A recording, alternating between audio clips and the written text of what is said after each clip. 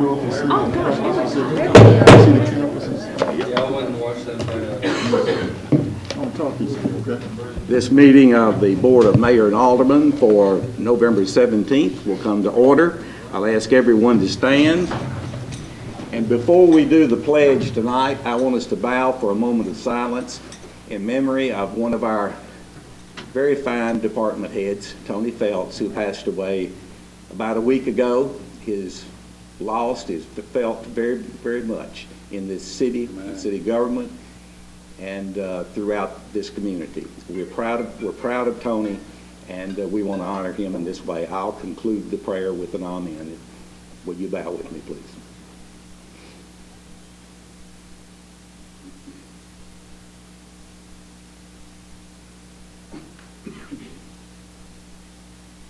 Amen. Amen. And now for the Pledge of Allegiance. I pledge allegiance to the flag of the United States of America and to the republic for which it stands, one nation, under God, indivisible, with liberty and justice for all. Please be seated.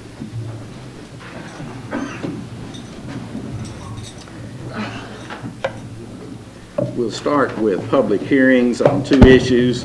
The first one is in regard to Ordinance 15-22, which would rezone approximately 1.18 acres of property located at 54 North Main Street from R10, which is a medium-density residential, to an MRO, which is multiple residential and office district. Is there anyone in the audience who wishes to make a statement at the podium here on to my left in regard to this issue? Hearing none, we move to the second public hearing, and that covers Ordinance 15-23, which would amend certain fiscal year 2016 annual budgets for the city of Springfield. Is there anyone here who wishes to make a statement with regard to this issue? Hearing none, I declare the public hearings closed. I ask you to look at item 1.3, which is the approval of the minutes for our last meeting, which was held on October 20th. Do I have a motion and a second? So moved. Second. All right. Any discussion on the minutes? Hearing none, if you favor these minutes, please say aye. Aye. If you're opposed, vote no. Motion carried. We move now to the legislative portion of the agenda, which item 2.1. This is Ordinance 15-20. It is a third and therefore final reading on this issue. We've discussed it on two previous meetings. This would modify or would adopt ordinance, the Title 10 in this particular ordinance entitled Animal Care and Control by adding a new section entitled Animal Waste. Is there a motion and a second? So moved. Second. Okay, got it. Okay. Now, any discussion on this on the final vote? All right, please call the roll. Snyder. Aye. Cornell. Aye. Gregg. Aye. Sneed. No. Charter. Aye. Head. Yes. Hubbard. Aye. Passed 6-1. 6-1 passed. Now, item 2.2. This covers ordinance 15-21, also in the area of animal care and control. The subsection is entitled Dogs Not to Run at Large. Is there a motion and a second here? So moved. Now, Second. and a second, thank you. Any discussion now? Yes, sir. I was intrigued to see what we call the main dog people who walk their dogs. And the husband and wife, he had 4 and she had 4. But they had a sort of a modified lease, and those dogs were so orderly as compared to a single lease dog. That's some single lease dogs that just running rampant. So I need to kind of apologize to them and thank them for that, okay? Cause Sounds like the canine community's heard. Canine, well, she got pretty hot at me when it first started. So thank you. All right, all right. Any further discussion? Please call the roll. Hubbard, Aye. Sneed, No. Carnell, Aye. Charter, Aye. Snyder, Aye. Head, Yes. Gregg, Aye. passed 6-1. 6-1, that passes. Now, 2.3 is ordinance 15-22. This is a second reading and would rezone approximately 1.18 acres of property located at 54 North Main Street from R10 medium-density residential to MRO multiple residential and office district. We had a public hearing. There were no comments about it. Is there a motion and then a second? So moved. I'll be the second. Any discussion on this? All right, if you favor this, vote aye. If you're opposed, vote no. Head, Yes. Carnell, Aye. Charter, Aye. Snyder, Aye. Gregg, Aye. Hubbard, Aye. Sneed, Aye. passed 7-0. 7-0. 2.4. This would, is on the second reading. It's ordinance 15-23 and would make certain changes in the fiscal 2016 budget. Motion? So moved. Second? Second. Discussion? Please call the roll. Charter, Aye. Hubbard, Aye. Head, Yes. Snyder, Aye. Sneed, Aye. Gregg, Aye. Carnell, Aye. passed 7-0. All right, we move to the second page of our agenda. Item 2.5 is a first reading. This ordinance would rezone approximately 1.79 acres of property located on Robertson County Tax Map 91-E, Group A, Parcel 8, fronting Memorial Boulevard from CG Commercial General to CS Commercial Services District. Being a first reading, our regulations require that it be read in its entirety, and our city clerk, Stephanie Peterson, will do that at this time. Stephanie? Ordinance 15-24, an ordinance rezoning approximately 1.79 acres of property located on Robertson County Tax Map 91E, Group A, Parcel 8, fronting Memorial Boulevard from CG Commercial General District to CG Commercial Services District. Whereas Mr. H.B. Cunningham has requested the rezoning of approximately 1.79 acres of property referenced on Robertson County Tax Map 91E, Group A, Parcel 8, fronting Memorial Boulevard from CG Commercial General District to CS Commercial Services District, and whereas the City of Springfield Municipal Planning Commission at the November 5th, 2015 meeting voted to recommend to the Board of Mayor and Aldermen that the property be rezoned from Commercial General District to CS Commercial Services District. Now therefore be it ordained by the Board of Mayor and Aldermen of Springfield, Tennessee as follows. Section 1, the approximately 1.79 acres of property referenced on the Robertson County Tax Map 91E, Group A, Parcel 8, as described in Exhibit A attached, is hereby rezoned from CG Commercial General District to CS Commercial Services District. Section 2, all ordinances, resolutions, and policies in conflict herewithin are hereby rescinded to the extent of the conflict only. Thank you. Now we need an ordinance, a motion and a second, so this ordinance can move forward. So moved. Okay, both of them. Okay. All right, any discussion on this matter? Yes, sir. This particular ordinance was presented because there's a concept that's going to be offered that will be very beneficial to the city. And while I'm here, Mr. Mayor, I'm just going to have to comment, Ms. Jeannie Head, for doing a good job for getting everything very efficiently set up for us in the Planning Commission. Well, thank you. I'm sure she'll appreciate that as well. All right, any other discussion on this matter? You're familiar with the location? Okay. All right, hearing nothing further, I'll ask the roll be called. Sneed. Aye. Carnell. Aye. Hubbard. Aye. Gregg. Aye. Head. Yes. Snyder. Aye. Charter. Aye. Passed 7-0. All right, 2.6 is a resolution, 15-19, which would authorize the distribution of longevity pay to all full-time employees of the city of Springfield. Do I hear a motion? So moved. A second? Second. Any discussion? Please call the roll. Cornell. Aye. Snyder. Aye. Hubbard. Aye. Charter. Aye. Sneed. Aye. Gregg. Aye. Head. Yes. Passed 7-0. Okay. 2.7 is also a resolution, this one being number 15-20, and would declare certain property as surplus and authorize the disposal of same. Is there a motion? So moved. And a second? Second. Discussion? Call the roll, please.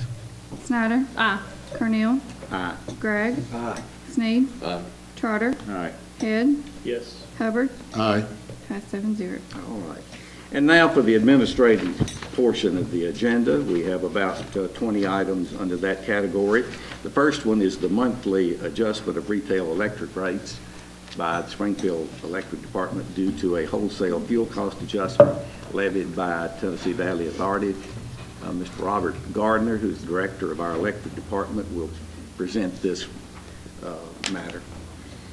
Thank you, Mayor. The actual fuel cost adjustment for December is going down 7%, but TVA is in December enters their winter rate schedule. They got seasonal rates now, so as a result of that, that's going to cause a bump so that the retail rate, the end-use retail rate, will be actually about 0.5% higher than last month. But the fuel cost adjustment itself is going down. So the net effect of this, though, is a 0.5% increase. Is that what you're That's saying? correct. Okay. Is there a motion that this be considered? So moved. Is there a second? Second. Is there any discussion? Call the roll, please, Stephanie. Hubbard. Aye. Sneed. Aye. Cornell. Aye. Charter. Aye. Snyder. Aye. Head. Yes. Gregg. Aye. Passed 7-0. All right, we move now to 3.2. This is a similar request by the gas department for their monthly adjustment.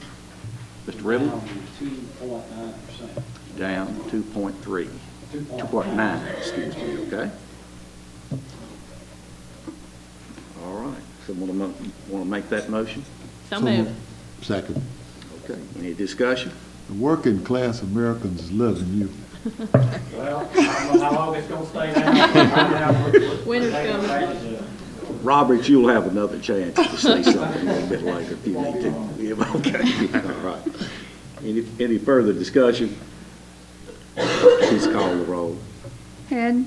Yes. Cornell. Aye. Charter. Aye. Snyder. Aye. Gregg. Aye. Hubbard. Aye. Sneed. Aye. Passed 7-0. All right, 3.3 is to discuss and possibly act on a parade application from the Robertson County Chamber of Commerce for the Merchant Runway Show on November the 28th, 2015. Do I hear a motion? So moved. Is there a second? Second. Any discussion on this matter? Please call the roll. Charter. Aye. Hubbard. Aye. Head. Yes. Snyder. Aye. Sneed. Aye. Gregg. Aye. Cornell. Aye. Passed 7-0. All right, 3.4 is to discuss and possibly act on an agreement with TVA with respect to the Adderable Mount Denson 69 kV transmission line. Is there a motion? So moved. And a second? Second. All right, Mr. Gardner, you want to discuss that for us again? Yes, Mayor. In 1995, when we built our Mount Denson station, TVA promised a backup transmission supply to that station, which is pretty important because that 69 transmission line not only provides backup to Mount Denson, but also going through town and could actually provide a backup to our district station and a couple of others. So through the process of time, the Russellville station was converted to 161 without our knowledge, and that took away our backup supply, and we did not know it. So we appealed to TVA on that, and finally, after 2 or 3 years, they decided to give us another delivery point at the Russellville Adderable station, and they invested somewhere around $1.8 million in building a new delivery point. We're just now have negotiated the transfer of the line, they're selling us the line for $1, and $45,000 worth of administrative costs and EPA studies, and we finally got the contract back from TVA to actually transfer the line, and the environmental review and administrative costs will not exceed the $45,145. We've been told by TVA that it's going to be substantially less than that. Companion with that, we're going to also need an agreement to actually be on TVA's property since they're retaining the right-of-way. So what you have before you tonight is a license agreement to govern the use of their right-of-way while we're on that. Basically, it's just protecting TVA from any liability. And should we need the right-of-way in the future for something else, or should TVA need the right-of-way in the future, the terms and conditions of, how they basically tell us what they need.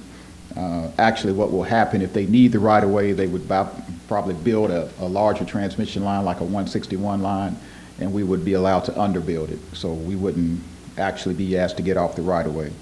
But that's what you have before you tonight, and we need this approved so we can begin maintenance on and repair of the line that's there. All right, this is a critical backup for that substation, correct? Yes, it is, and for the city. We could probably serve 2/3 of our city off of this line if we have to in an emergency situation. Sounds good to me. All right.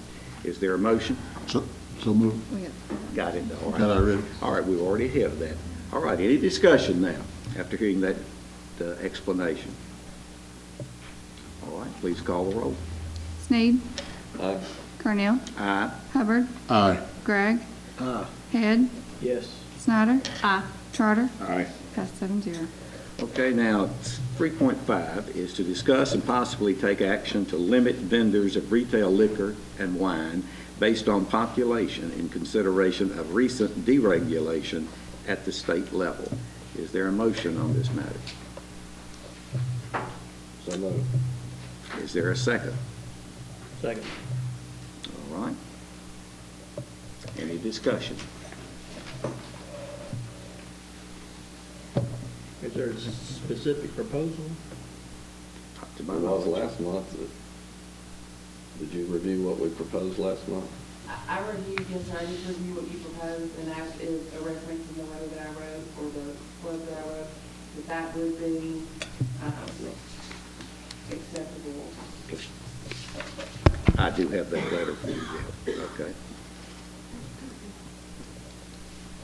You've heard the legal opinion, that it's correct. Any discussion before we cast our votes?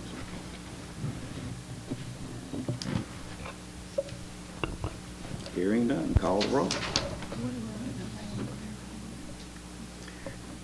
I want to make sure, though, that you understand that I'm not getting any requests for anything specific. So what's your feeling? We usually will at least get some debate on this. What is this to add? Mr. Sneed, did you bring this up last time? I did. Okay, what was the? Well, the reason is because the grocery industry lobbied and lobbied and lobbied and paid campaign contributions until they got a referendum. The legislature passed the ability for local entities, cities, counties, to put on to get a referendum if they want to expand the liquor outlets into grocery stores, where traditionally has been in liquor stores. Well, in doing that, you're placing this vice, which has been closely controlled, and now you're going to put it next to your potato chips and Cokes, and you bring your kids into the store, and it destigmatizes that alcohol, and you're raising a generation of people where they used to just see it in one location. Now it's going to be right in there for all the other good stuff that they go to the store and get. And it also puts it in a variety of more places. So that passed a while back, but now the grocery industry is not happy with that. Now they want even more. And it's some regulation that they're trying to get through the state legislature now where that they don't have to have price controls, which there are now. There is a bottom.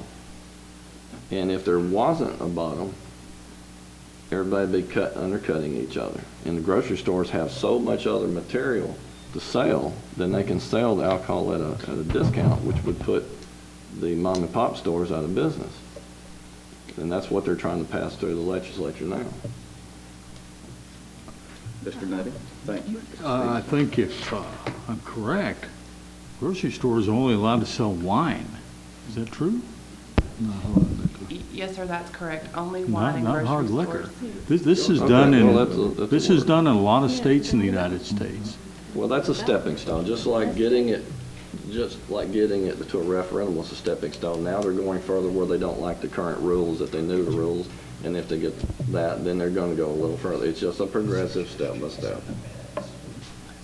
But the ordinance that's before us now, you're getting into a whole lot of other stuff. The ordinance that's before us now is what other cities have on their books and what we need to do in light of all the potential changes at the legislature, which is unless you want every grocery store in town to be a liquor store, then we need to change it from distance from certain locations to a population basis on limiting the license. Okay, I'm going to ask our attorney, Christina Barty, to elaborate on this a little bit.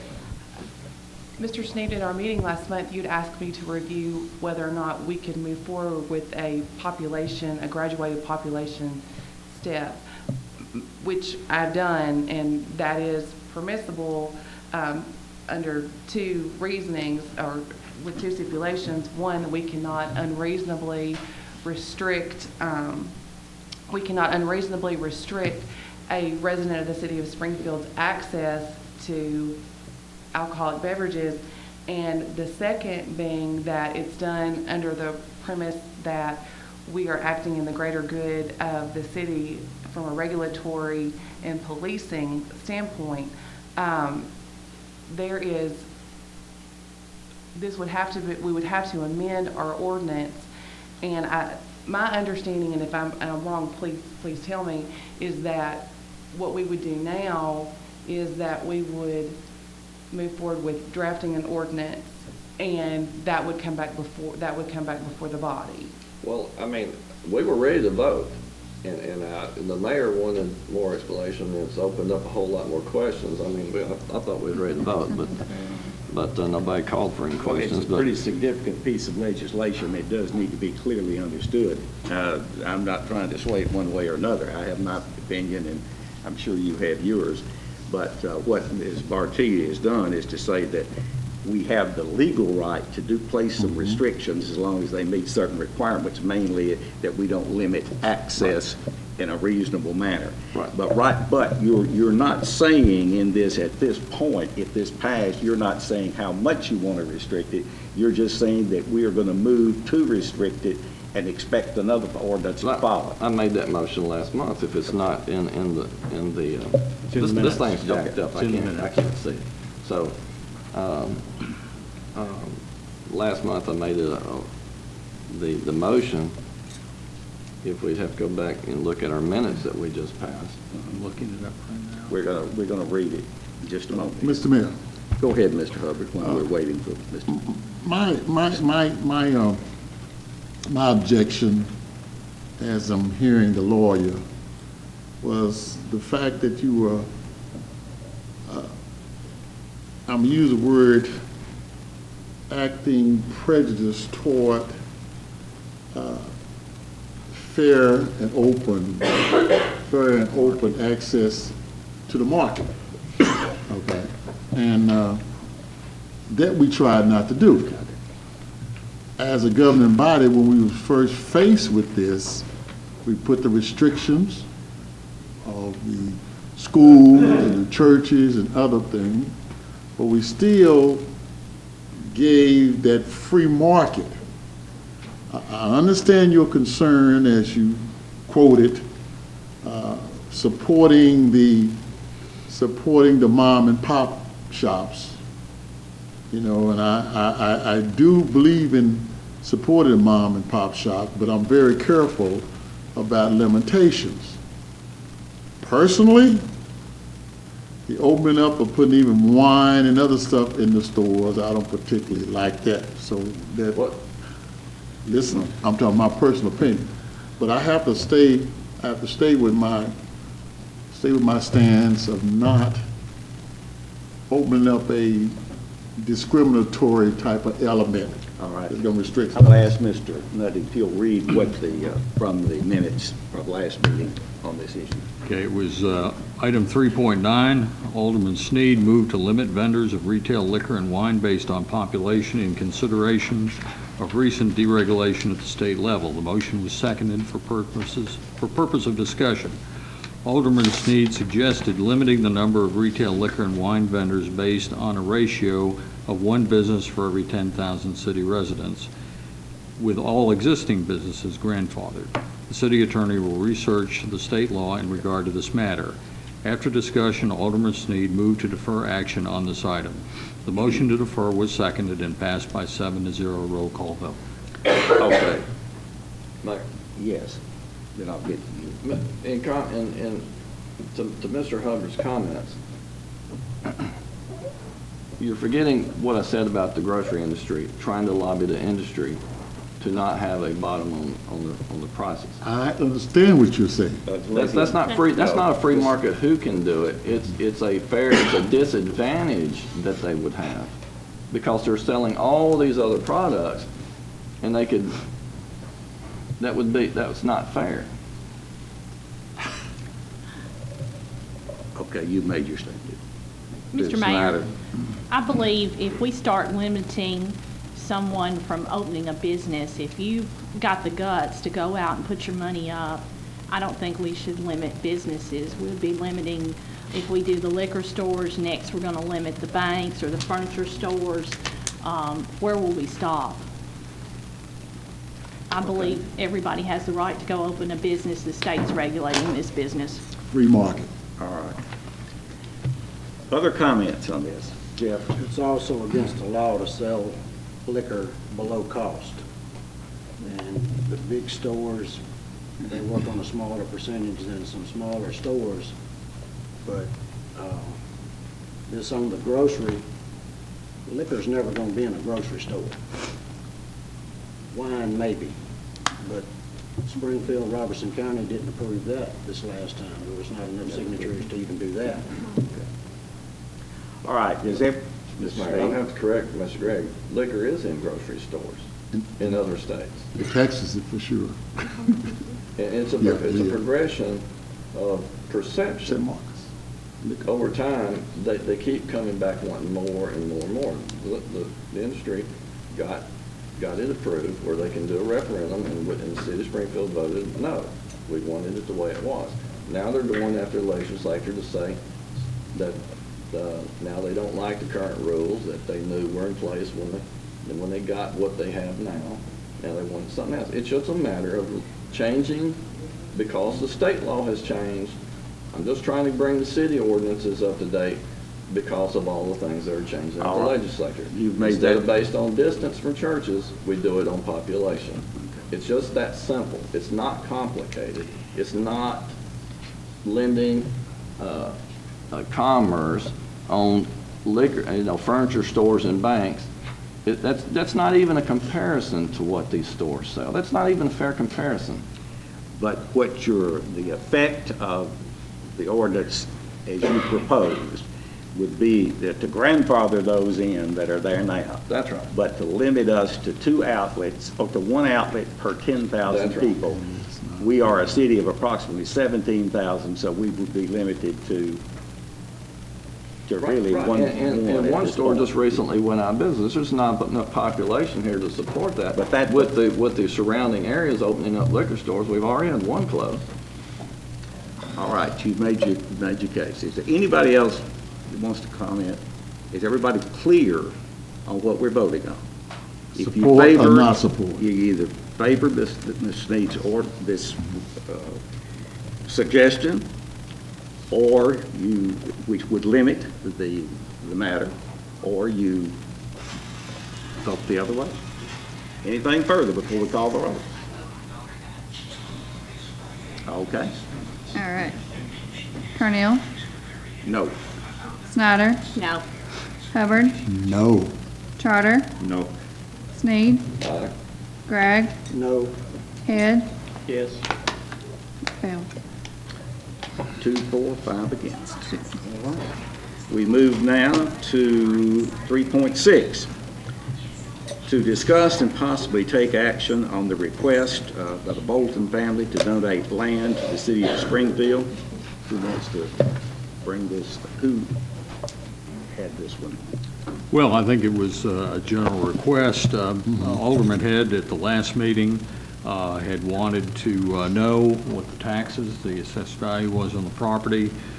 It's a big $60. There is a photo in your iPad.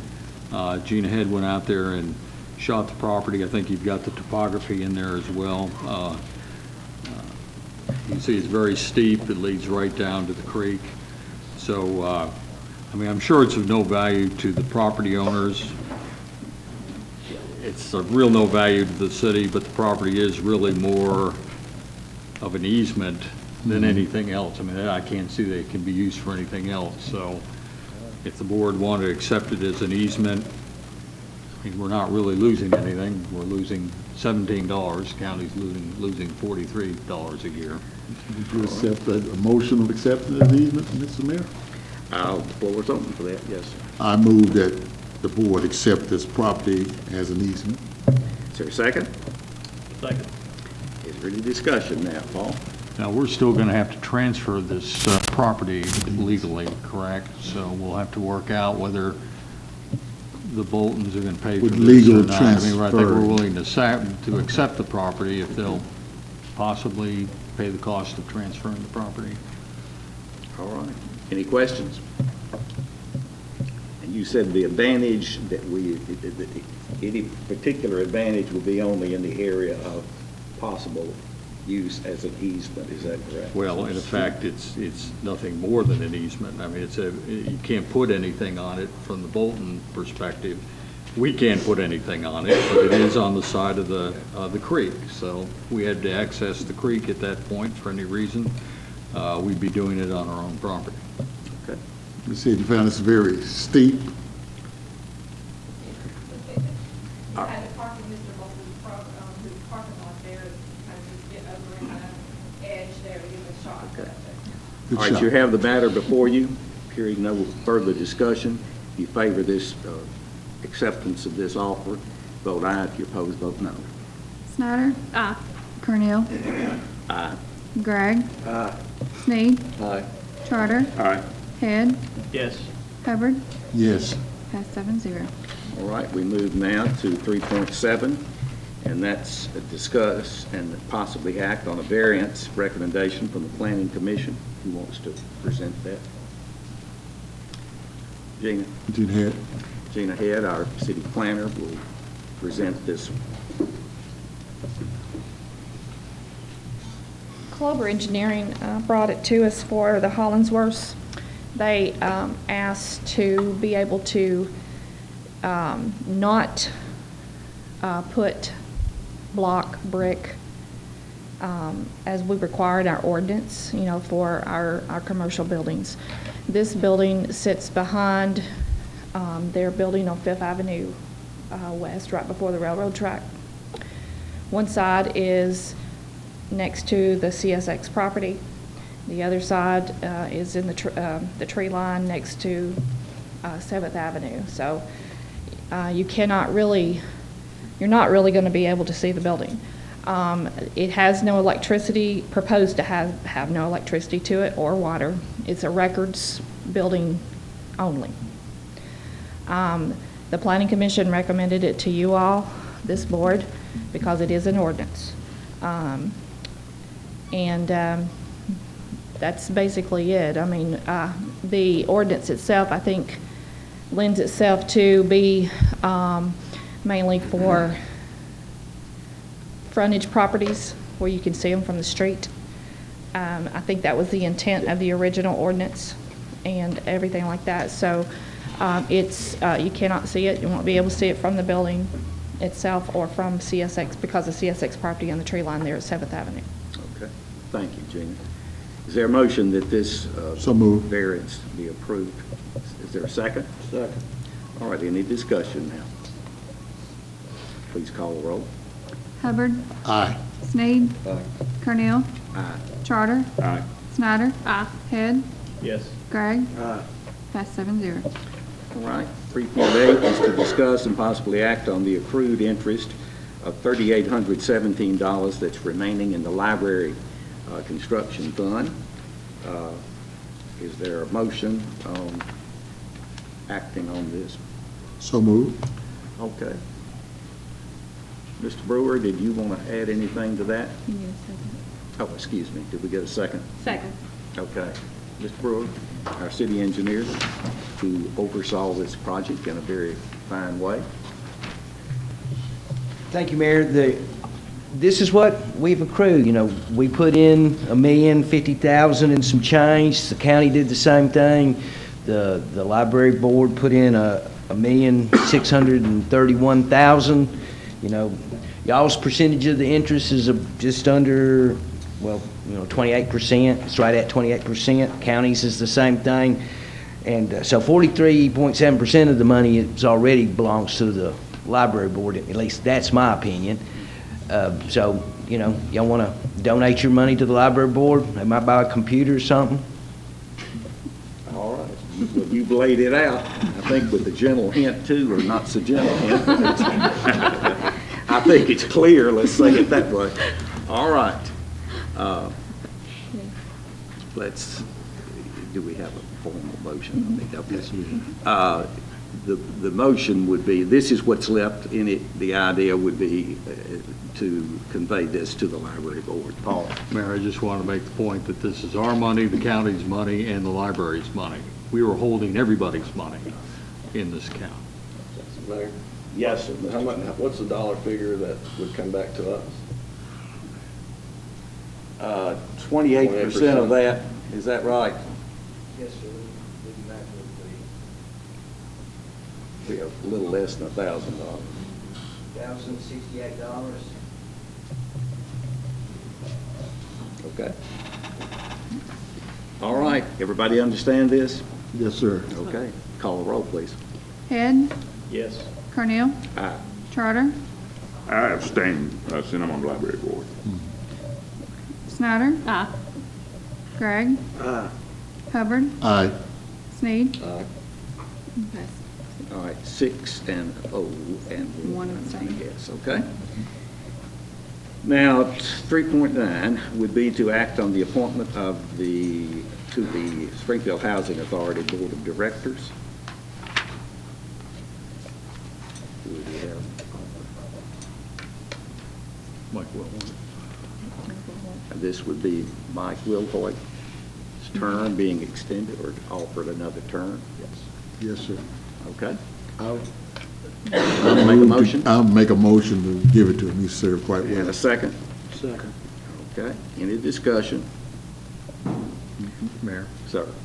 Mike has told me directly now that he is willing to serve another 5-year term. All right. Okay. Call roll, please.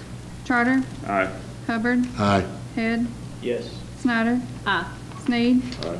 Gregg, Aye. Cornell, Aye. passed 7-0.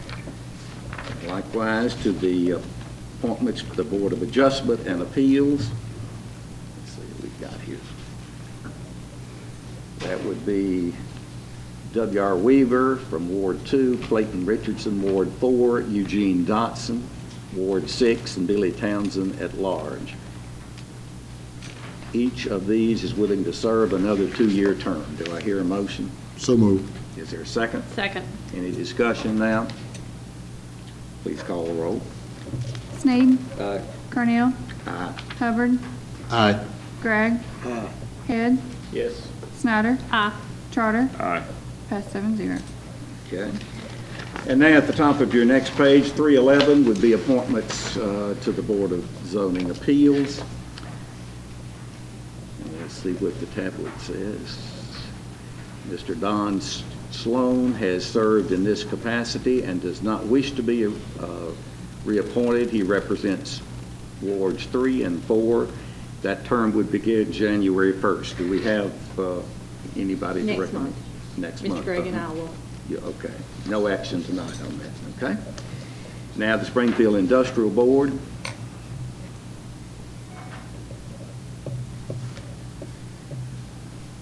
This is an at-large position, goes for a 6-year term. That one, I believe, is the one I've got to make. So That's what I was thinking. We'll wait till next month on that as well. Now, the okay, that's industrial. Okay. Now, let's see what we got. Now we move to 313, and that's to discuss and possibly act on recommendations from the Traffic Committee. Who's the chair of the Traffic Committee now? Mr. Allen Ellis? They're going to hand you the mic.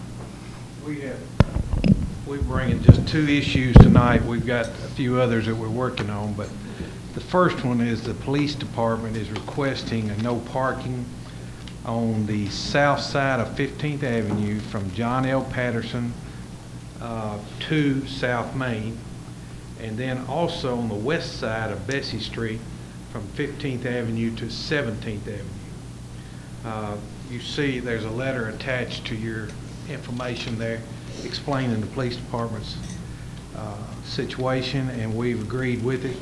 However, what we've done on North Walnut in the same situation, what you'd be approving tonight, if you approve this, is us to have a public hearing here and hear the people before you actually voted yes or no.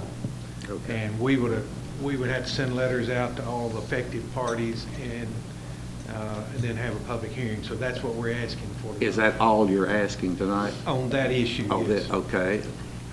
Let's go on and hear your other issue. We may be able to. Okay. Number 2, we're requesting the posting no parking on an area, it's hard to explain, it's across from Doris Milling Company, about 50 feet. The little road it turns in front of Doris as it goes out to Memorial. It's not a city named street. And but that has a sight distance problem when there's a lot of vehicles parked over across the road. And I've talked to Houston and all, and they don't have a problem with it. Just be about 50 feet towards the end where people coming from Memorial could look back to the south, back towards the bridge, if there was a lot of vehicles parked there. It would move them back a little So bit. you're seeking a public hearing on each of these? No, it won't be a No. public hearing on this On that one. one. All right, so what he's asking for is a hearing on the matter of Bessie Street and 15th Avenue. Correct. He's asking then for approval on the matter of the change in this No little parking on access us. road between, is that called North Main there? It's North Main, but there's no Okay, name but for the between North Main and Memorial Boulevard? That's correct. Okay? Do we have a motion on that? Somebody want to make that motion? So moved. And a second? Second. Any discussion now? Please call the roll. Hubbard, Aye. Sneed, Aye. Cornell, Aye. Charter, Aye. Snyder, Aye. Head, Yes. Gregg, Aye. pass 7-0. All right, the next item is 3.14.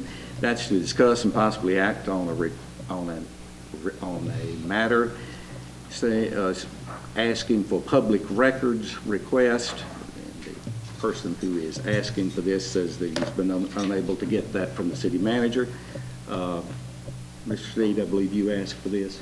Yes, You want to explain this, please? I make a motion to discuss the matter of denial of public records from the city manager.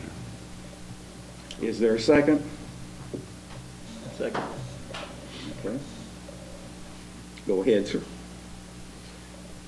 Yes, I would like for the city attorney to give a brief description of what documents in the hands of public officials in the city of Springfield, any document whatsoever, is that a public record? Withstanding social security numbers and medical records, would any document that is in the possession of a government entity a public record? Mr. Sneed, I don't think that any document obviously, communications in anticipation of litigation or that involve litigation. Okay, let me refine this a little bit. That is kind of broad. This board passed a motion to have an engineer create a report. Is that report, once in the possession of the city, a public record? Depending on the circumstances of the engineer. Can you define any of those circumstances? Again, if there was litigation involved, if it was No. some sort of expert, then it would not be a public record. It's a sinkhole report on a sewer.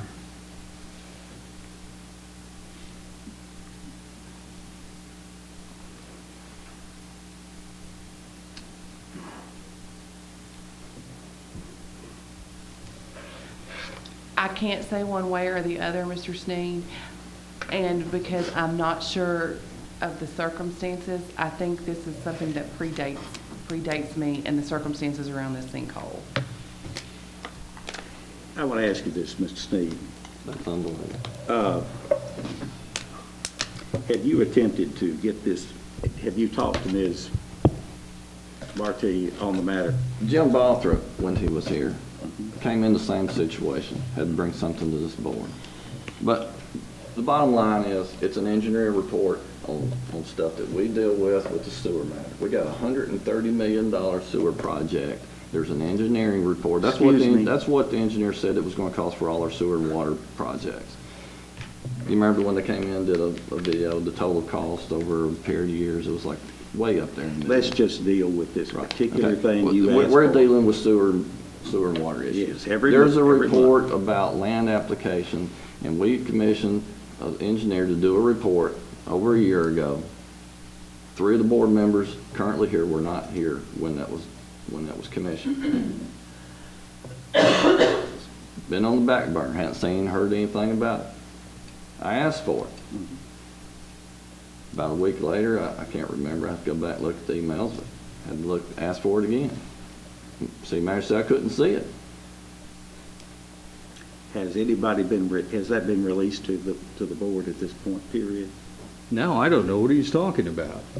I assume he's talking about, we have retained Heathcote and Davis to do a report to make a case before the state that we expand the wastewater treatment plant as opposed to purchasing 800 acres to land apply. Yes. That is the study that is in the process of being prepared. It is not finalized right now. As a matter of fact, Roger's going to give a report on that. We hired Jacobs Engineering over 3 years ago to do a master plan for water wastewater.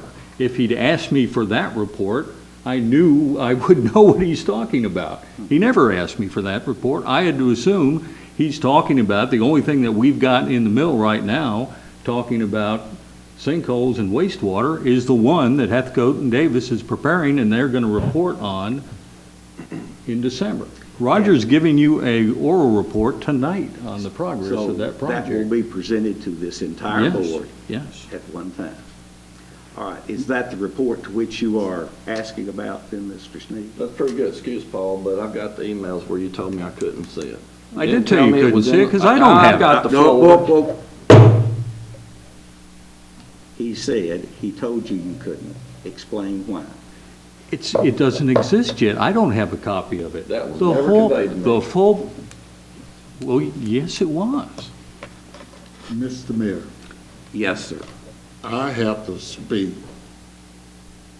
as one of the leaders of this council about this irresponsible, filibustering, violating the charter to try to undermine the position of the city manager, wasting frivolous time on stuff that upholds our meetings.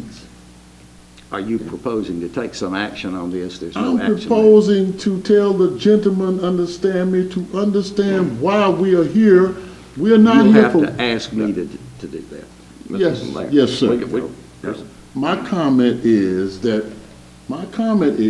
you know, this is ludicrous, just to always find some petty stuff. See, first of all. Okay, I'm going to stop you on this, James. Well, let me say this last thing. This is not Make to it him, quick. this is quote this. See, you know what the charter says. You're getting into something No, else. no, I'm getting into what is done that is aimed toward him.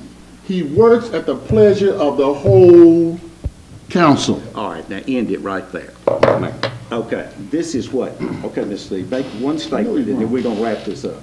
In the email, Paul said no to my request to see this. I called Mr. Trotter to ask him, because this isn't pending business for the city, it hasn't got anything to do with money. Asked Mr. Trotter to call Mr. Nutting and ask him about this report. Mr. Trotter said that he wasn't going to release it to me, he's going to release it to all of us at the same time. Because he was going to put it on this month's agenda. I'm asking for a report that's been done over a year ago. Where is it? I want to see it. And all of a sudden, because I raised a question about it, now he wants to put it on this month's agenda. But he tells me I can't see it until all of us see it at the same time. Mr. Sneed, I don't know all the particulars about this, but let me just summarize kind of this way. When you look at the responsibilities of an alderman, you're pretty well limited to what you do in this meeting right here. That's your authority. Now, I'm not asking for any comment from you. I'm explaining something. You may vote yes or no. You can make motions. You can add to the agenda, and I can assure you that you have added more to the agenda than any other alderman since this form of government has been put into effect in 1989, and that is your privilege, but I can tell you that's the case. Now, what you're not taking into consideration is the city manager is sitting there governing the day-to-day operations. On projects such as this, we've got engineers that are looking at it. We have people within our own staff who are engineers. They are putting together documents in which they then recommend to us the solution that they think is best, and therefore, and at that point is when we come into the play to vote yes or vote no. It's not a document that is that's official at that point. It's some engineer's recommendation to him to be considered along with other things, other aspects of it. Now, when we get to a point that we've got to put on the agenda, now, if there is something there that is being withheld from this board, that's one thing. But just one aspect of a very large project. I've never heard a $130 million project. I think that is a scare thing that it doesn't, you know. That's the quote, that's the engineer who did a presentation and a Yes, but that's PowerPoint not said what that we was are an working estimate. on. It's working very well. We're ahead of schedule in meeting the EPA requirements. And I don't know where it'll wind up being. But what I'm saying is, at least for a year now, we've been dealing, not at every meeting, but at least every other, with something like this. Mayor, John Q. Citizen could make a public records request for any document that we Yes, sir. have in our possession, and in 7 business days, he has to have it, or an excuse why not. I'm an elected official of Ward 6. You are. And when I asked the city manager of a document, a report that this board authorized to be done, and if it was in his possession, he told, and as far as I know, it was complete because he said he wasn't going to release it to me until he got I think all that's the whole issue, that Right, it's not okay. complete. No, it had to be with the agenda. He wasn't going to release it to me when I asked it. He wanted to show it to all of us at the same time. I don't understand. It's a public record. It's just a report. It's a big report, a big project. I want more time than getting it on Friday night and looking at it on Tuesday, and this thing didn't even work. I didn't even see it. You've got to consider that we're going to get this after the staff has examined it. That is the way it is. That is Are right you now. saying that The attorney, John Q. Citizen could see this in 7 days if he wanted it? let's just say that the police chief was meeting with the city manager to discuss some aspect of a crime sweep that That's not the same. This is an injury report on sinkholes. Mr. Sneed, when we get the thing together, you'll be entitled to it just like we are. And Paul, go ahead with this. Here's the train. Let's get the whole thing on the table. On October 21st, you sent, please email the sinkhole report we were solicited to fund on land application. Clay, the report is being reviewed by staff and will be presented at the November meeting. They're reviewing what the consultants have submitted in preparation of the report. Then Clay responds, Paul, I didn't ask for it to be reviewed, sanitized, or edited. I asked you to send it to me. What is the problem? You can't complete another simple request? I want to see the report as written. I can do my own review and with more time than the Friday night I usually get. Send the $750,000 report, which is not anywhere near $75,000 report. The board commissioned as I asked, that everyone else forgot until someone asked about it. We didn't forget about it. They weren't. I think it's 75,000. Yeah. Is there supposed to be attachment on Wednesday? Let's see. Then my response is on November the 1st, Clay, the answer is no. The staff and the consultant are finalizing the study, and you and I and the rest of the board will see it when it is complete. And then I sent it off to the entire board, and then Clay responds that there's supposed to be attachment to that email, and I said there is no attachment. Okay, but we got a motion on the floor in a second to discuss the matter. The issue is, why do we have to wait if we want to see public records? It's not a public record. You're putting together a whole lot of factors. They wanted certain reports. This report comes in, there may be questions about that. They're going to put that with something else. This all gets into administration. And this is where the charter is specific that we're not the administrator. Well, I don't have the authority to tell him to make changes. No, but you're interfering until they don't even know what they're recommending. Do you want to come to the city staff meeting on Monday and try to tell them what to do for the week? It's the same type thing. Staff meeting, but I said just an observation. Well, that would be all the authority you have, and I'm surprised you even got to do that, but that's all right. I have nothing else to say on this matter. Does anybody want to proceed this further, or do you? I want to take a break. I don't know what you were seeking. It's just a clarification of what is public records. I think it's pretty clear. Does the city manager have the authority, in the capacity of city manager, to tell us we can't see an engineer report? Mr. Sneed, the attorneys told you it would depend upon the particular matter at hand, the particular report. There's more to consider than that. It's not just black and white. There's some gray areas, and this is under the area of administration. When they get their job done, they turn it over to us to protect the public, to see that the money is spent right. Mr. Nutting has said two things. One, that it was under review, and two, it wasn't complete. Well, the part that they have might have been under review. See, this is where you're getting into areas that the charter is so specific against. Now, that's all I'm going to say to it at this point. All we have here before us is the request to discuss and possibly take action with regard to the city manager withholding a public records request. We don't know that that's one that's authorized for him to see. Neither does the attorney. I don't see where any action can be taken on that.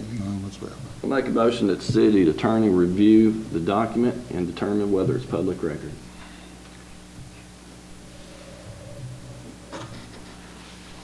You get a second to that? We'll have a vote. I've heard your motion. Is there a second? Dies for lack of a second. Let's take a 5-minute break. Thank you, sir. That's a professional.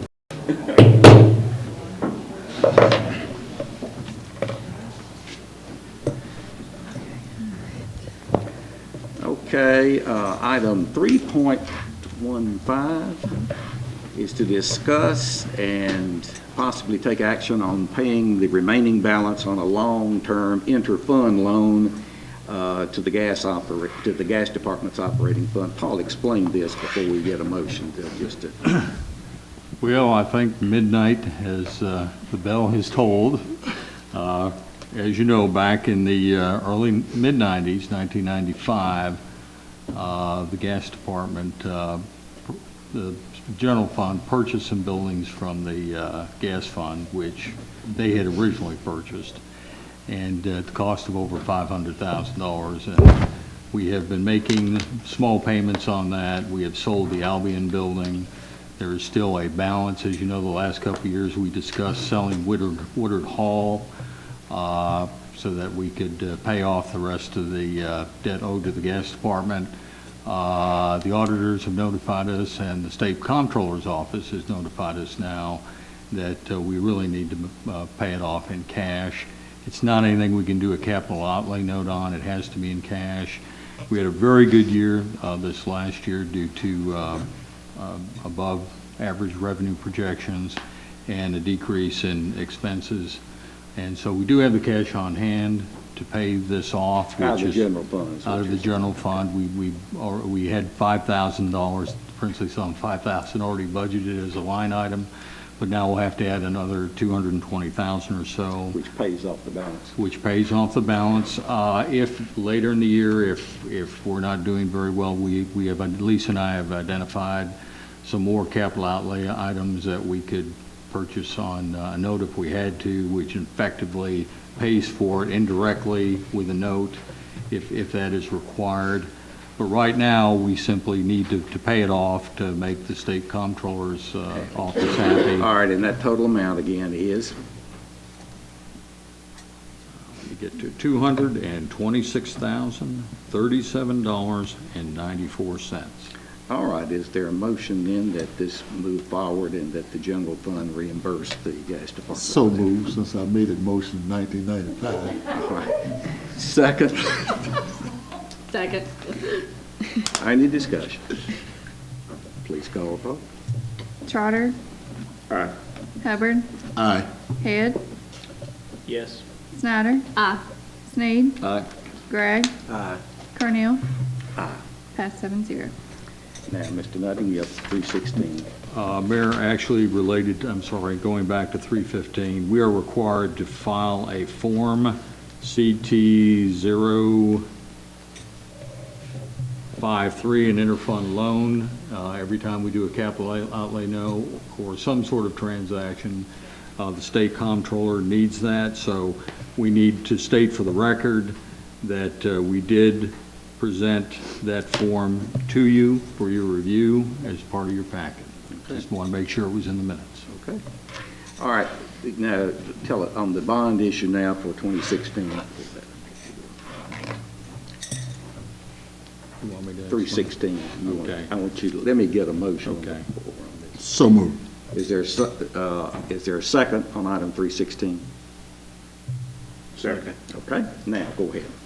Okay, I did want to apologize to you. I had prepared a memo last week, and it wasn't in the packet. It was dated November 12, 2015, and I'll just read it if you didn't get a chance to see it. Attached are the budgeted projects to be funded with a new general obligation bond issue during the current fiscal year. Subject to any decision by the Board of Mayor and Aldermen to fund additional projects or to expand the scope of a project, I will instruct our financial advisor to prepare for a bond sale in the amount of $6,035,000 plus related fees and expenses. Those are things that are strictly in the budget to be in this bond sale. Now, it's a very small bond sale on the general fund side, and you have a list of the items there. We've got the Branchford Gym demolition and repair at $400,000, a custom fire engine at $485,000. Concrete driveway for Station 2 at $40,000. Internal trails at Travis Price Park for $170,000. Remodel baseball softball fields at Travis Price Park, $35,000. Concrete around the dugouts at Travis Price Park for $55,000. So the whole total expenditure is $1,185,000 for general fund. The water side of it is more. We've got two projects dealing with the Logan Todd Regional Water Commission project. One is the Mount Denson Pump Station upgrade $2,850,000, and easement acquisition for Logan Todd Regional Water Commissioner, $2 million, for $4,850,000, $6,035,000 for the entire bond issue. Okay. Now, at the last meeting, just for your edification, information, gave you a list of projects that we had initiated, we have not completed. If by chance you wanted to add a project or you wanted to upgrade one of the projects that are already in the budget, just wanted to give you the opportunity to let me know if you wanted to do so or not. If not, we will proceed with the $6,035,000. Mr. Mayor, Go ahead. on this Branchford Gym demolition, since we'll have on site the one to demolish the gym, I think it'd be a wise thing to go ahead on and demolish the west wing, since we have them in place, which would probably be an additional, what, A large amount of money, well, like what? $1.5 to $2 million. But Wait, since, for that wing, for just that one wing? Just the one wing? Second wing is 2 stories. Yeah. Oh, it has a basement level, doesn't it? So I would recommend, once again, we get an architect to give us an opinion of probable cost, if you're truly considering it, because it's gonna be substantially more expensive than taking down the gymnasium side. well, my sense, since we have them on site, okay, all right, we'll get off into that. But my next thing is, in order to grow our city with those extra projects that you're saying, the ones that we've been having on record for 15 years and stuff, you know, we got to deal with we have to complete that bypass, okay? We have to upgrade those fields and stuff in MLK Park. We have to build the infrastructure if we want this city to grow. Now, in NLC, in the small cities, you know, when they looked at Springfield and in our meetings, how they complimented us being so close to Nashville, we have to see that.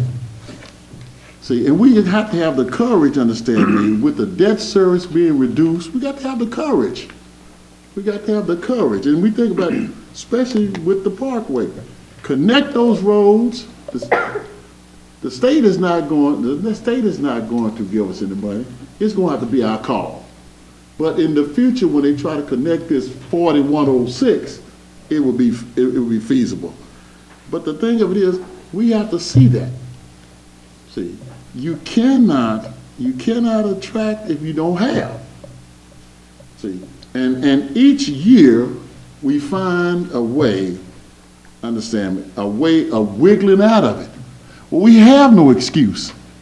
Debt service is going down. Debt service is really going down the following year. Credit rating is good. We are elected to have the vision. We are not going to be recalled if we do something that the citizens are proud of. Understand me? So let's move on those projects, and especially that 15-year-old project of Batson Parkway.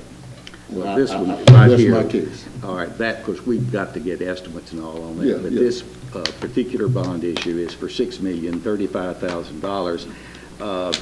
Almost $5 million of that is with, is tied into the water project of connecting. Logan Todd is laying the pipe, taking care of all that expense. We have to do 2 things. Get the easements, we have to pay for them, that's one thing. The second thing is we have to have the pumps adequate at Mount Denson to receive Mr. Mayor, that water. not to be argumentative,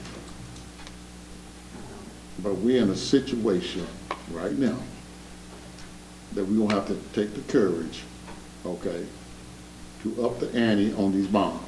Okay? Well, we've got this one ready to move now, James, and I think we better do this, and there's nothing to say you can't add to it after we've looked a little bit at what debt service would be for the next year and so forth. This But is that's what I'm something talking about. I don't wanna put, I can understand. This that. doesn't limit this. You can do more, but this one right now is set to go for this. And I understand this, but yet still, we need to come quickly. I'm not closing the door on future. All right then. All right, we have a motion and a second. All right, this motion, you understand it. Is anything further? Call the roll, please. Sneed. Aye. Cornell. Aye. Hubbard. Aye. Gregg. Head. Yes. Snyder. Aye. Charter. Aye. Pass 7-0. 7-0. All right, items 317, 18, 19, and 20 all fall under Mr. Roger Lee Masters, our Director of Water and Wastewater. The first one, there are two of these, three of them require action, another is a monthly report. Let's go with your 3.17, which is to discuss and possibly take action on a proposed contract from Croft and Associates for acquisition of easements along Tom Austin Highway. Who wants to make a motion on that one? So moved. And a second? Second. All right, go ahead, Roger. We have received from Stigall Engineering easement documents. There's going to be two sewer easements where sewer lines had to be moved, and 9 water line movements for easements. Now, there may be another 1 or 2 crop up, but these would need to be obtained rather quickly. TDOT has already signed the contract with the contractor. We've had at least one, we've had one meeting with the contractor. We're having every other week meetings with the contractor, and TDOT and Gresham Smith and Partners is chairing these meetings. The contractor said somewhere right after the first year he'd like to get started. Well, I have contacted Carol Croft and Associates. We've used them in the past to help us obtain easements. These are going to get easements. This is a quick turnaround. If they can get easements within the next 2 months, and we really need Croft to. I mean, they're already started, but we need to have a contract with them to get this. This is for $35,000. All right.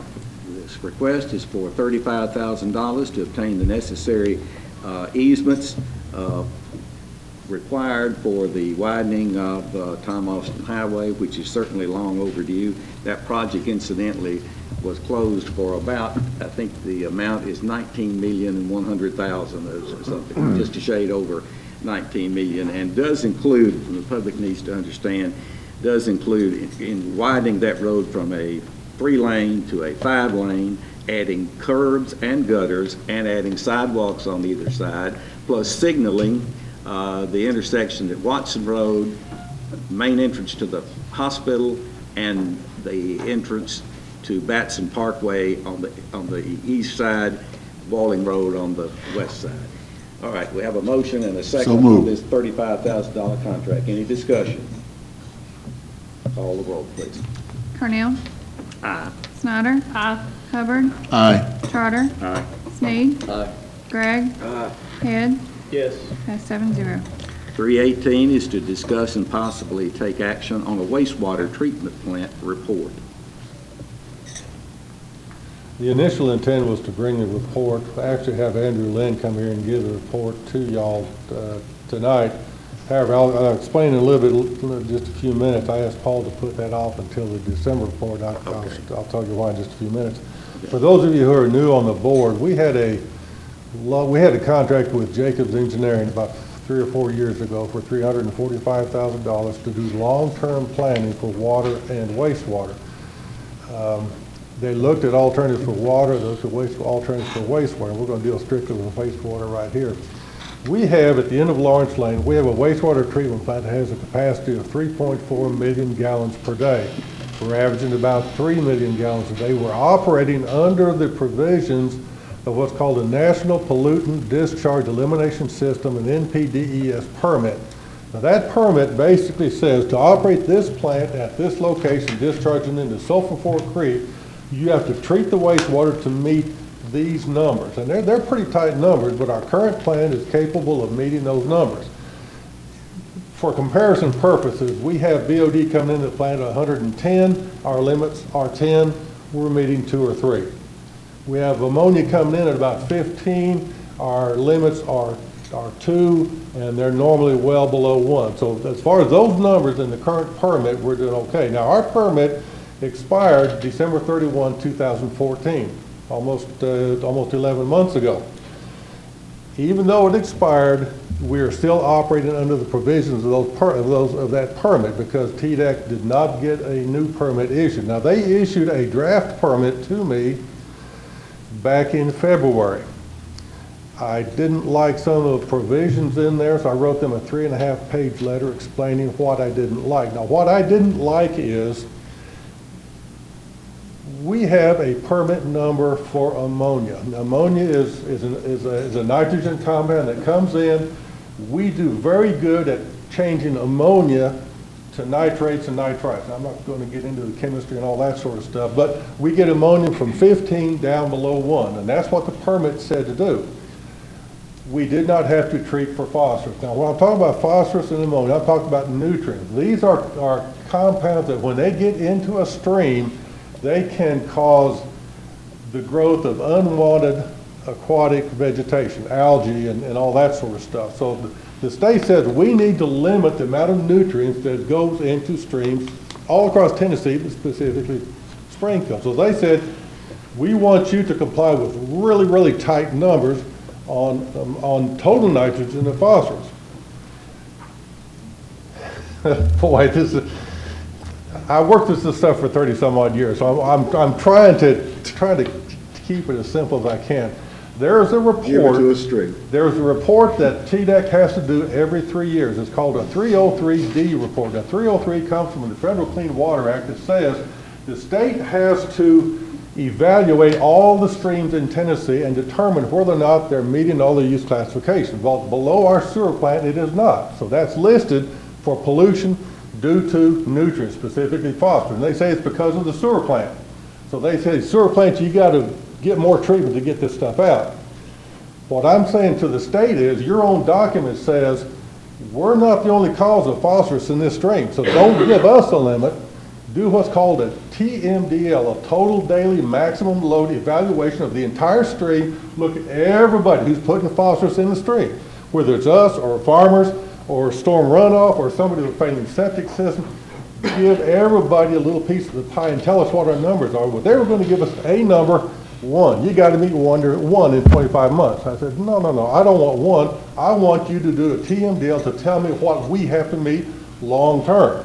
Now, the long-term planning for Jacob says you need to do land application. You need to leave your 3.4 million gallon a day plant as is, but anything over that, send off to some treatment off-site. Land application, treat it with a lagoon, and apply it to the land.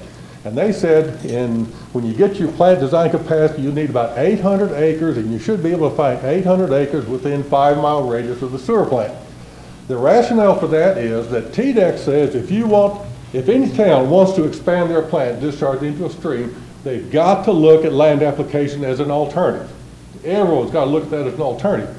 If the cost-effective analysis for land application is anywhere close to the cost-effective analysis of discharging into a stream, they will make you go to land application. So that's what Jacob said. Their analysis was that those all cost-effective analyses were very close together. So they said, you're not going to be able to get a permit from TDEC to do it to stream. You're going to have to go to land application. I don't really like the idea of 800 acres within 5 miles, but that's where they said TDEC go. Now, what has changed? Several years ago, a sinkhole opened up under the wastewater treatment lagoon in Coopertown, drained it. Not too long after that, a sinkhole opened under the Corvette Museum in Kentucky. And you know what happened there? 2.5 years ago, a sinkhole opened up one of our sludge basins at the water treatment plant. Cost us almost $1 million to get that fixed. Now, the thing is, Robertson County has one of the highest concentrations of sinkholes in the world. Not just the state of Tennessee, not just the United States, but in the world. Now, that gets me to thinking, 800 acres. What's the likelihood of finding 800 acres without a sinkhole over the next 50 years? Because this is what we're looking at, long-term planning, 50 years of 800 acres. My idea is that there's going to be a sinkhole open up somewhere, and my successor or his successor or their successor is going to have to deal with it. I'd rather not deal with that right now. So Garver, this was Andrew Lynn with Garver, said, I think I can get you some better numbers to discharge where you are at the current location. There are some treatment processes, and this is the report. When I asked Paul, we're originally going to bring it here to you tonight. When I wrote this letter to the state back in March 23, a 3.5-page letter, there has been no word from the state until last week. The last week I get a call from the permit writer to whom I wrote this letter. He said, I'd like to come up and talk with you about your letter and some other things. So he's going to be here Friday of this week. And we're going to talk about my letter and my request for a TMGL and some specific nutrient numbers. So I told Andrew Lynn, let's hold off, and asked Paul, let's hold off and bring it to the December meeting. So this state guy and I, we can get together and hopefully get our act together. That way I can tell Andrew, here's the number, hopefully, that you'll be able to design for. Not a 1, not a .03 for phosphorus, but here's a specific number that I want you to design around. Now, he may still come up with some alternatives, some phases, and this sort of stuff, but I really want a specific number from the state that says, here's what you have to meet, here's what we're going to design for. Now, I've prepared. Are you asking for any action on? No, sir. No, sir. But I wanted to say all that so that when you see what's in here, the judge here, each of y'all will understand. The contract with Garver was signed by you, Mayor, on April 2. We do have a preliminary engineering report, and that's what David and Terry and I have been reviewing. And we're going to get comments back to him following our meeting with the TDEC on Friday. Yes, sir. What portion of Springfield that may be susceptible or prone to sinkholes? Any part of Springfield. Any part. We had one open up out in Legacy Village Apartments, a very small one, that one of our manholes started leaning off to one side. David has been the engineer on filling several sinkholes within the city limits. They're all over the place. I got one in the back behind my house out there on New Chapel Road. You can go out Highway 49 towards Chrysler School, and about the third house before you get there on the left, there is a huge sinkhole right there in the front yard. You can see it now because the leaves are off the tree. There is a huge sinkhole in their front yard. They are everywhere. You go out to the water plant, you pass a half a dozen going to the water plant. All right, any other questions of Mr. Lemasters on this issue? Let's move on then to 319. We got one right on the ground. There you go. I can provide y'all with an electronic version of that for this next meeting, but I just want y'all to have that to cogitate on before we get there. Gave us something to think about. This is fun stuff, guys. Wake it up on the ground. This is fun Wake it up stuff. on the ground one day. Mr. Lee Master. Yes, sir. Go ahead. What you said about the Jacobs report, Okay. that's the report that I was referring to about the sinkholes, that said that we would have to go to the land application because of the financing and the cost. Okay. So we're still on track with trying to do that, right? No, I want to get away from the land application. That's what this Garver report, it's now Hefco and Davis, but Andrew Lynn was an employee of Garver at the time. And the contract that the mayor signed on April 2 for $15,800 was reevaluating the ability to expand the plant and continue discharging more into Sulphur Fork Creek and do away with the land application aspect. You're striving continually for the most cost-effective Yes, sir. solution to this problem. Absolutely. All right, go on with your 319 now, and you want to kind of combine that with with that monthly report, and then you just, when you're ready for an action, we'll put it under whatever number it's supposed to be. Okay.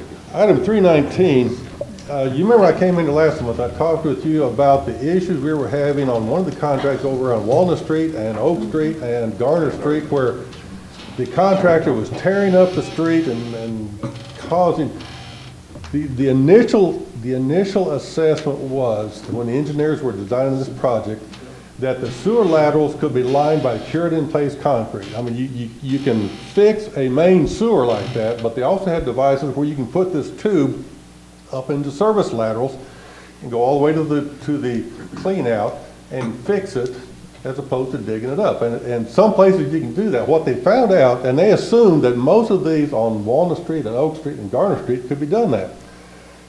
When the engineers, the contractors started digging up, they found out that the sewer line came up at an angle. It was kind of a cast in place. It's a concrete, a clay pipe that had a cast in place bell on it. these sewer laterals, whoever put these sewer laterals in, they were very consistent, but they came up, they made a 45-degree angle and a 90-degree angle. I mean, they did it all up and down open walls on the street. You might be able to cure it in place through a 45, you cannot do it through a 90. So the contractor says, I can't fix this by curing it in place. We're going to have to dig up every one of these. So where they initially said about 80 some odd, now it's about 250 or 60 some. Cured in place, you can do 2 or 3 a day. Dig up, if you're lucky, 1 to 1.5. So in addition to it being a little bit more costly, it's going to take a whole lot more time. So the contractor asked for initially 240 days. When we started talking about that, we and the engineer and the contractor, we talked about this a lot. We came up with an agreed amount of 150 days. Now, they also wanted some additional funds. It's going to cost more to dig. And the bad thing about either oak or garner or walnut is you got asphalt, then you got concrete. And it's not as simple as getting a backhoe out there. You got to get something out there with a hoe ram where you bust through this concrete. Now, once they get through the concrete, what else did they find? Well, they found where our sewer lateral was, but they found water lines and gas lines in the same trench. So this takes a whole lot longer. It's bad enough just going through concrete, but now they have to deal with all 3 of these. It takes a lot longer, takes more money. So the bottom line is, our negotiation with the contractor came up with an additional 150 days and an additional cost in the change order, the amount of $346,000. And that's my recommendation. You're asking for that change order, and both in terms of days and the amount of money, $346,600. All right. Somebody And want to make that 150 motion? days. So move to Second. award it. Second. Is there a second? Second. Okay. Any discussion now? Yes, Mayor. Go ahead, Mr. Sneed. Is there any figure you can give us on the average cost, divided that figure into the number of laterals that they're going to have to fix? What is it going to cost per lateral? It's going to be about, Ken, do you remember what it is on the Ken Stewart with the Gresham Center? Do you remember what it is per lateral for dig up? I was thinking 25 to 2,800. It's somewhere in the correspondence, I remember seeing it. I'd have to go back and look, but it's somewhere around $2,500 to $2,800 per dig up. Well, I think we can say that those 3 streets have the largest number of cuts in them of any in the city. We feel the pain still. My neighbors.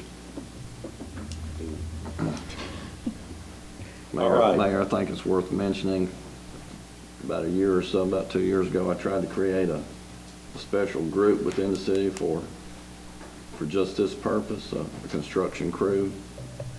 Use some of the existing people just for this specific purpose for the matter of cost savings, but didn't get approved. It didn't, because you're issuing a contract to somebody, you're going to have to decide who's doing the work, them or us. Well, It's a little hard for both to work on the same project. Well, that's called coordination, but $2,500 per lateral, you could pay 5 men a whole week's salary at that cost. Well, the issue before us, you've heard, is there anything further you want to ask? Ready to vote? Questions called for. You favor this change order, say aye. You opposed, vote no. Hubbard, Aye. Sneed, Aye. Cornell, Aye. Charter, Aye. Snyder, Aye. Head, Yes. Gregg, Aye. passed 7-0. All right, you want to give us a brief summary now? Well, you notice we're away from the historic district, so we're hassling other people now.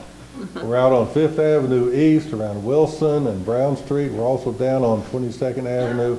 Contractors are lining, and they're doing some manhole repairs. They're doing some lateral replacements also. So we have progress meetings once a month, and y'all are certainly invited to any of these progress meetings if you want to just sit in and get bored to tears.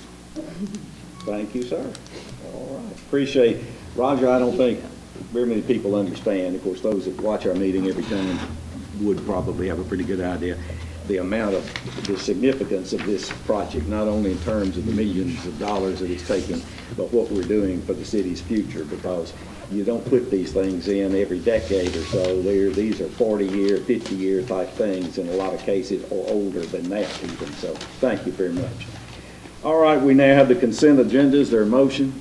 So move for to accept the whole consent. Is there a second? Second.